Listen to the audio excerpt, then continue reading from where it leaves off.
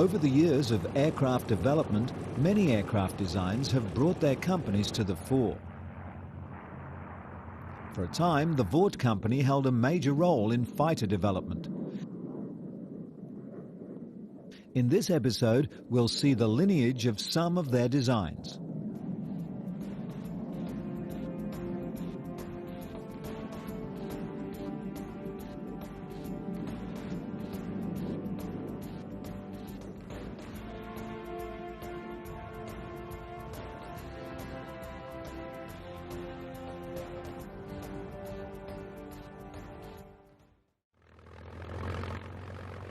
In 1938, Vought began efforts to produce a fighter plane.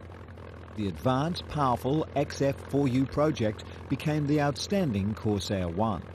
This plane would thrust the company into the forefront of fighter production. The chance-bought F4U Corsair I first flew on May 29, 1940. The Corsair, with its inverted gull wing and powerful Pratt & Whitney R2800 engine, became one of the outstanding combat aircraft of the war. More than 5,000 Corsairs were produced in 1944 alone. As a replacement for the tough Grumman Hellcat on American aircraft carriers, it was the first US fighter capable of exceeding 400 miles per hour. However, it wasn't until 1942 that the folding wing design was finally approved for use on carriers. Their combat record in the Pacific shows the true worth of the plane. Only 189 F4Us were lost in destroying 2,140 Japanese aircraft, a loss ratio of over 11 to 1.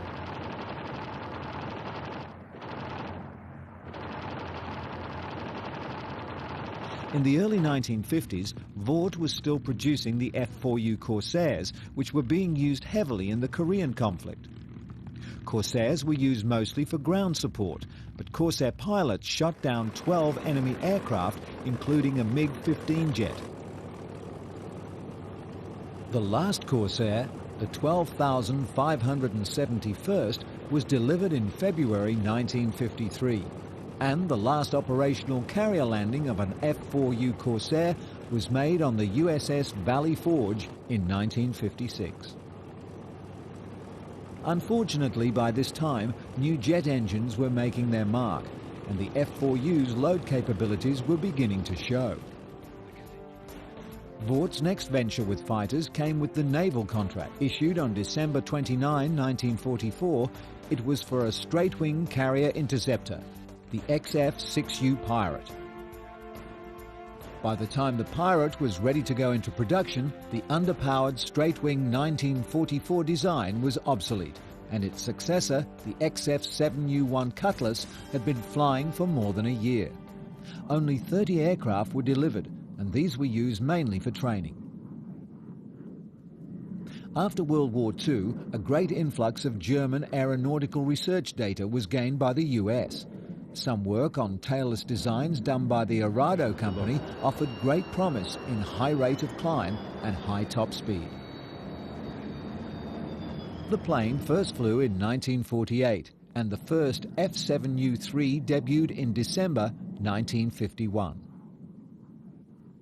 The design showed the engineering daring of the time. It was short with no tail, twin rudders and 2 engines, unlike anything else in service at that time. Looking back with today's vantage point, the airframe reminds us of much more current concepts today. The Cutlass was the first US combat aircraft to be designed from the start to use afterburners. The further redesigned F8U3 with different engines was the first naval aircraft designed for reheated turbojets, and also introduced power controls with artificial feel and an automatic stabilization system. All groundbreaking design events for the time. The Cutlass, unfortunately, again suffered from the problem of being underpowered, though this is probably more a reflection of the state of development in jet engines of the day rather than the design of the airframe. Like many designs of the time, orders were in small numbers with short service lives. Production was cut back in 1954, and it was withdrawn from service in 1957. In May 1953, Vought division of United Aircraft won the new day fighter contract over 7 other competitors. This new fighter, the XF8U Crusader, was rolled out in February 1955 and flew supersonic on its maiden flight on March 25. The Crusader would be the Navy's first 1,000-mile-an-hour fighter in service. At the time, supersonic flight was a little understood field, and Vaught's designers showed their unmistakably clear vision with the results of the new plane. The Vought engineers came up with many brilliant designs to meet the Navy's strict requirements. Toughening an airframe for carrier duty, folding the wings and including a tail hook all incurred a weight penalty on any design. Then requiring a supersonic top speed would not usually equate with the low landing speed needs for a carrier-borne aircraft. All of these needs were to combine completely in the F8U Crusader. The best example of these features in the aircraft was the variable incidence wing, which addressed the landing problems experienced by the Cutlass.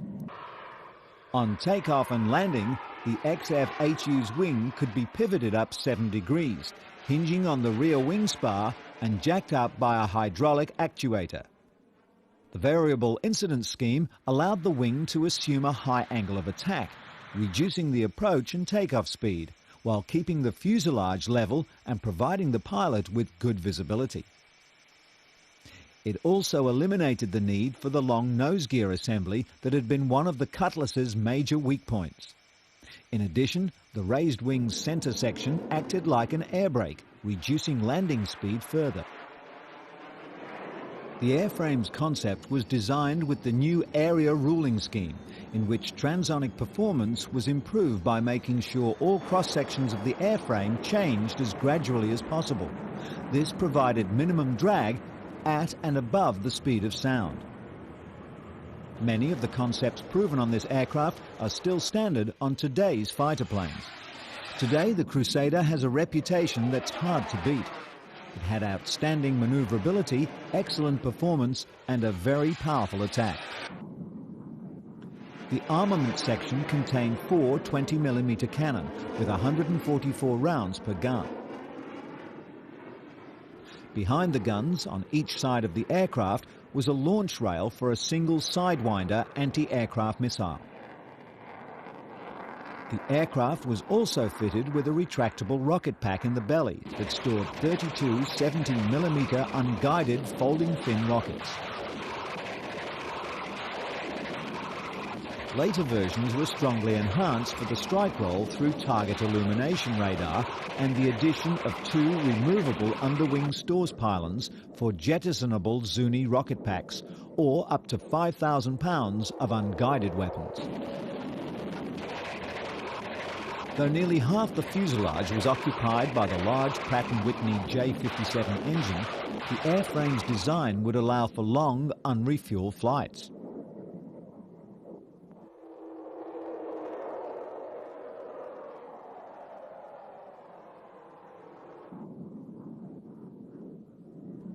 Another innovation was the Rat-Ram air turbine that could be extended from the right side of the fuselage, directly behind the cannon, for emergency electrical and hydraulic power.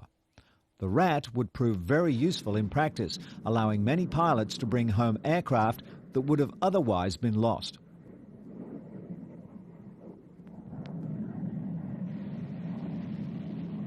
The basic airframe would appear in 18 production versions and hold many world records. Variants included reconnaissance, photographic, night fighter and twin-seat trainer versions.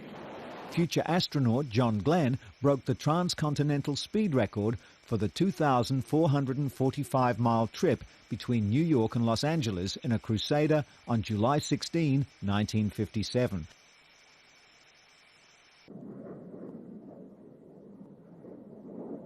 Over their lifetime, 1,263 Crusaders were built. As a mark of their abilities, their redesigns ran for over 10 years, while most of their contemporaries were simply junked at the end of their service lives as obsolete. In the 1960s, several hundred F8Us were remanufactured to extend their service life. Up until 1986, US reserve units used them, and a small number were built for the French Navy. The final flights of these French Crusaders occurred at the aircraft's retirement ceremonies in Brest, France, in the December of 1999.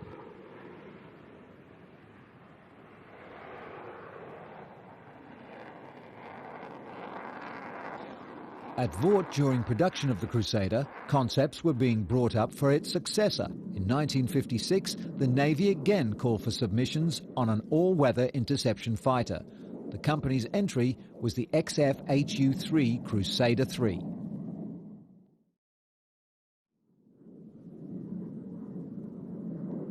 The Vought XF8U3 Crusader III was on the cutting edge of aeronautic design of the late 1950s. Although the aircraft was designated XF8U3, it was essentially a completely new design and bore only a superficial resemblance to the earlier F8Us. Initially, 5 prototypes were ordered.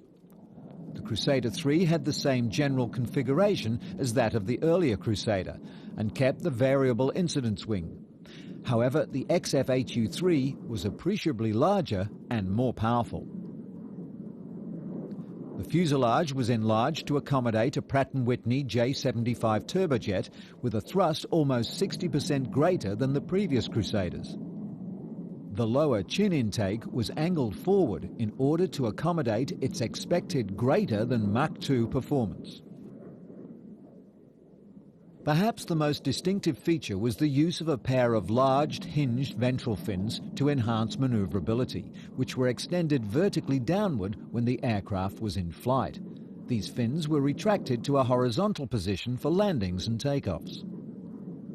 On July 25, 1955, the Navy authorized the construction of 2 XF8U3 prototypes for its maiden flight on June 2, 1958. During flight testing, the XF8U3 demonstrated speeds of Mach 2.2 and zoom climb altitude of nearly 90,000 feet. The Crusader III was never flown to its limits because of the windshield assembly, which was made of acrylic and could not take the high temperatures of the aircraft's upper envelope. It was thought that without the windshield limitations, it could have reached speeds as high as Mach 2.7 or 2.9 at 35,000 feet. During the fly-offs, though, it was beaten by the inspiring McDonnell F4 Phantom. The Phantom was designed to a more encompassing set of guidelines, which included interception, reconnaissance, and ground attack roles.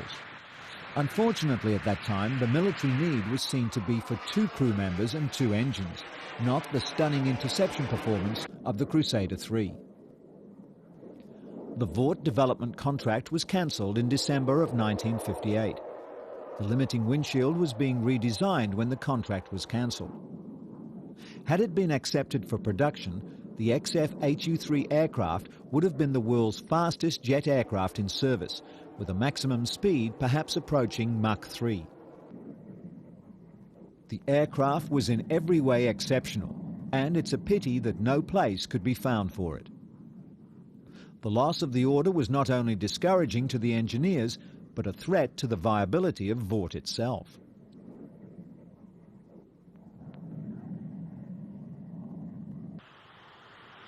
The next Navy aircraft to be replaced was the light attack plane, the Douglas A-4D Skyhawk. The new requirements were issued in late 1963, and they were nearly double those of the Skyhawks. To speed delivery and reduce costs, all applications would have to be based on existing aircraft, minimizing their risks with current technologies.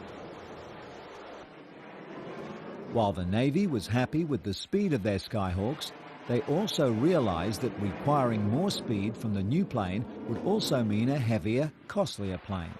So there was no speed stipulation in the contract to be issued. What there were, though, were requirements in the cost of manufacture, maintenance, and operation. On February 11, 1964, Vought won, against strong competition, the contract to develop the subsonic A-7 Corsair II. Developed from the supersonic F8, it was the first supersonic design adopted into a subsonic design. While the lineage from the F8U is unmistakable, the Corsair II was in fact a totally new plane. It retained very few concepts from its Crusader forebears. Even the outstanding variable incidence wing was not used in this subsonic attack jet.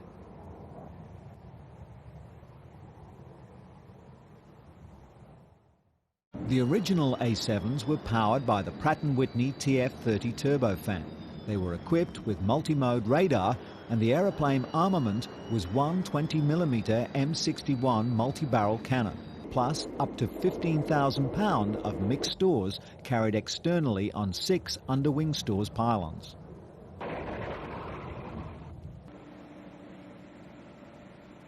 The TF30 engine would give the plane a top speed of 578 miles per hour at sea level. Specifically in line with the Navy requirements for ease of maintenance, this engine only had 42 steps in the installation procedure, and this could be achieved by a well-trained crew in under 15 minutes.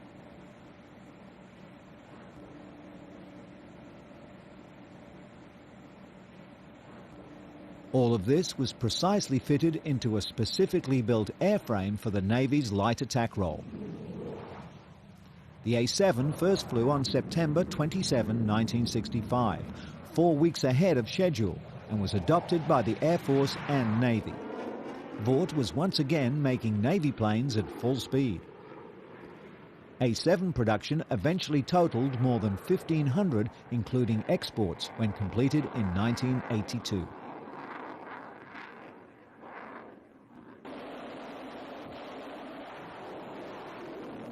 The initial carrier trials showed some limitations. During the catapult launch, steam from the catapult could be sucked into the engine intake, reducing the thrust provided by the TF30 engine. To overcome this, limitations were placed on the takeoff weights of the A9As until the power plants were upgraded.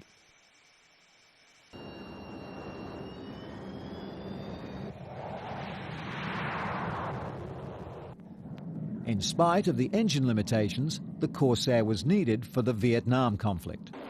Later, the same squadron, VA-147, were also called to the waters of North Korea. This squadron would fly their Corsairs for almost 20 years, and they were only replaced by F-18 Hornets in 1985.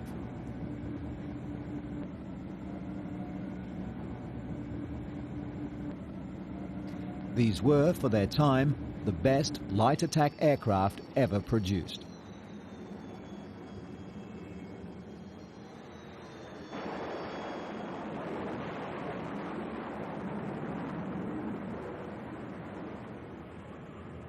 The armaments used on the A-7s during their life cover all facets of the US Armory.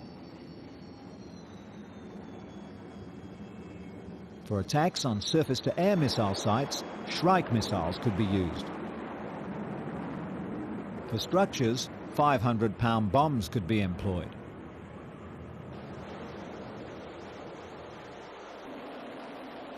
With the ever-present danger of enemy MiGs, sidewinders were always carried.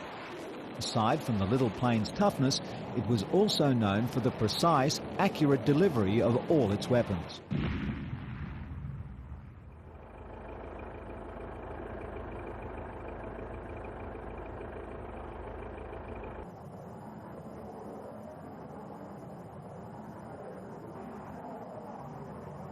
In April 1968, the American Marines received their first A-9Ds.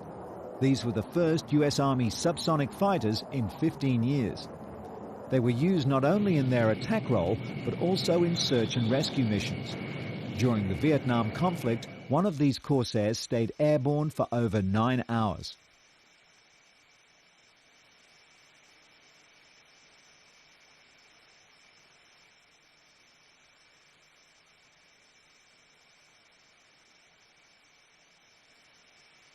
The US Navy was so impressed with the Army's A-7Ds that they ordered further upgrades in weapons sophistication and power plant. These were delivered as the A-7Es. The remarkable accuracy of these planes now became outstanding.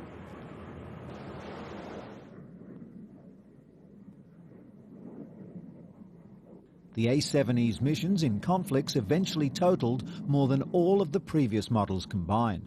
However, their losses were significantly less. This was attributed to their ability to deliver pinpoint accuracy with their weapons and leave the hostile area.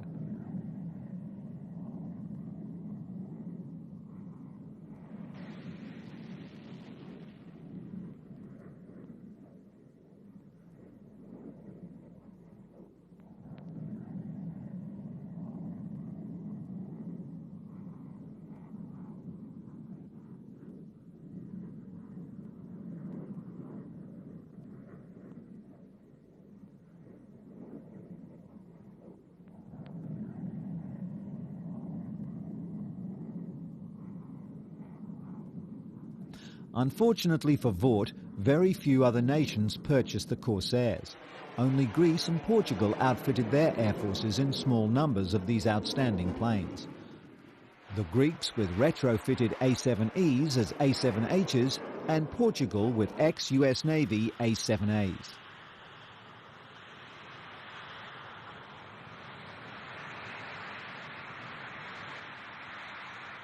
The last of 850 A-7s were retired from the Navy's inventory following participation in the 1991 Desert Storm combat operations. Grimly, the A-7 Corsair series was the last aircraft designed and produced by the company.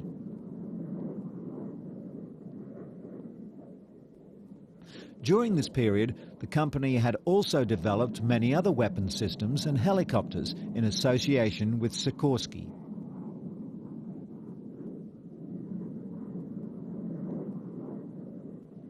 Today, they are still a major contractor for the NASA Space Shuttle program, involved in a number of Boeing projects, and have strong ties to many of the other large aeronautic company works currently in process.